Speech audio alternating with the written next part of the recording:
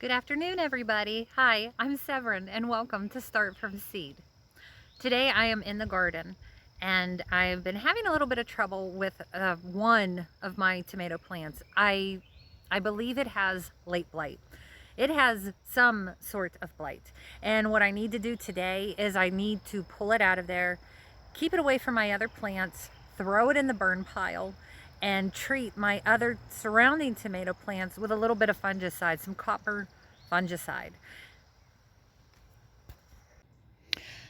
Allow me to get in here and show you what I am talking about. As you can see, this is a Roma tomato plant. I started this from seed, and the reason I think it has blight, as you can see, there's a lot of dead branches, a lot. The leaves are turning brown, black, they are crumbling.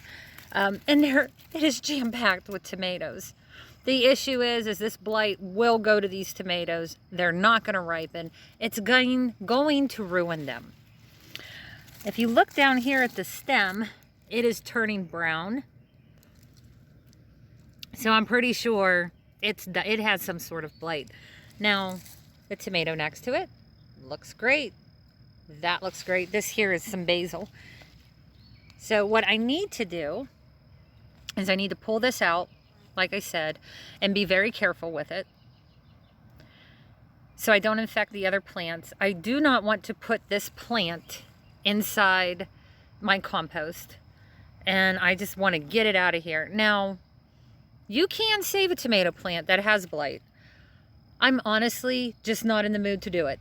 I do not want to risk the rest of my tomatoes in this.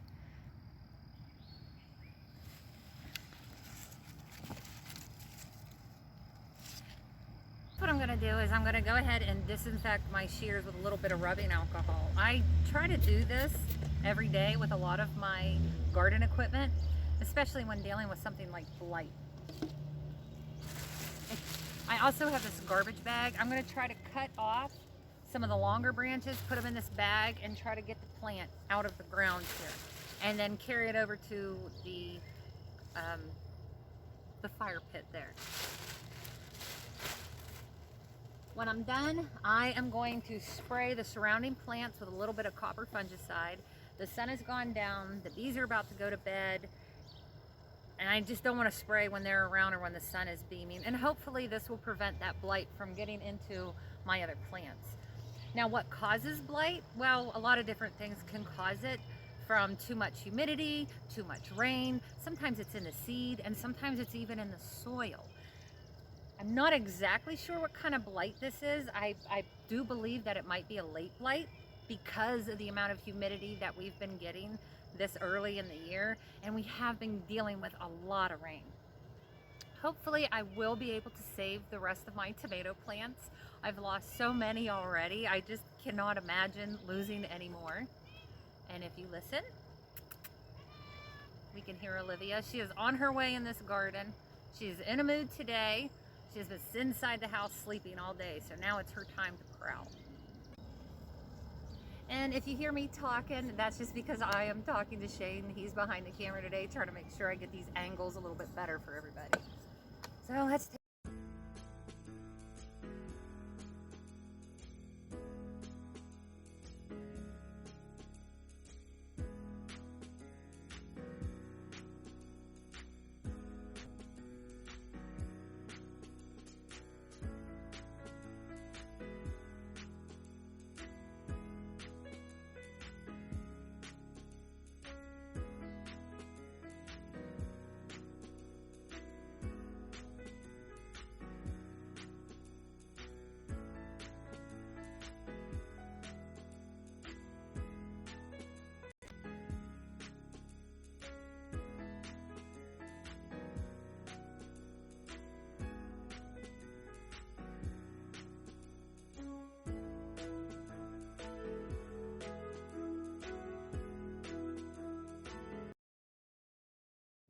So that's done. That was very, very hard for me to do. I sprouted all of these tomatoes from seed, I believe back in February. So to have to take one out because of disease it's a shame. Now I do have some tomatoes that were on it. I'm gonna put these in the house, put them in the window. Maybe they'll ripen, who knows. These, like I said, these are Romas. So it's a shame that I'm only down to 2 Roma tomatoes now instead of 3. So I hope I'll be able to make some sauce. I'm going to spin you around, show you some of the other tomato varieties that I have that are not sick. Okay. Oh. So like I said, I have these Romas here. And I know it looks like a complete jumble, and it is not. These here are Amish paste tomatoes. This is my first year ever of sprouting these. I don't think I've even had an Amish paste tomato, but a lot of the women in my canning groups had suggested them for tomato sauce. And then over here, whoo, look at these bad boys. These are San Marzanos. These are, I believe, an Italian tomato. And oh, does that basil smell good? I did not know that these things would grow so many tomatoes. I can't wait to try these in sauces and maybe on a salad. We'll see. So now I have 2 of each of these plants.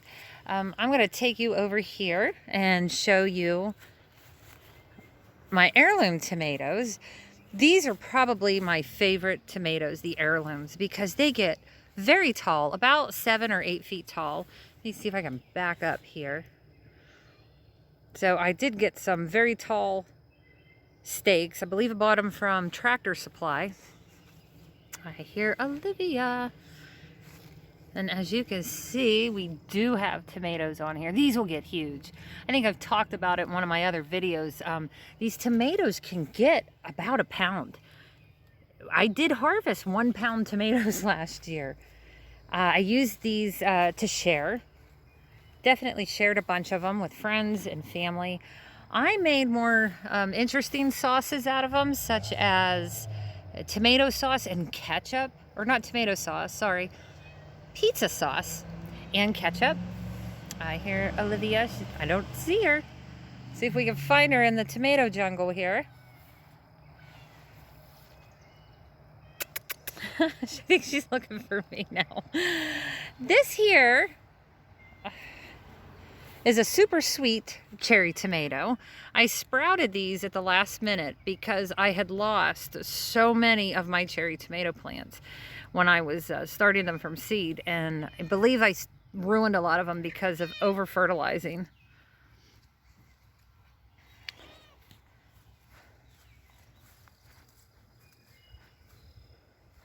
On the other side, I have the blueberries cherry. Now it took quite a beating from that last storm we had, but oh, there's a lot of tomatoes on here. There's a lot. So there's those. Here. I only have one of these, one of the cherry tomatoes. Nobody else eats them. And when I say nobody else eats them, I mean only me. I'm the only one that eats them in this house. Shane doesn't eat them. He doesn't even like tomatoes. So that was my little tomato tour.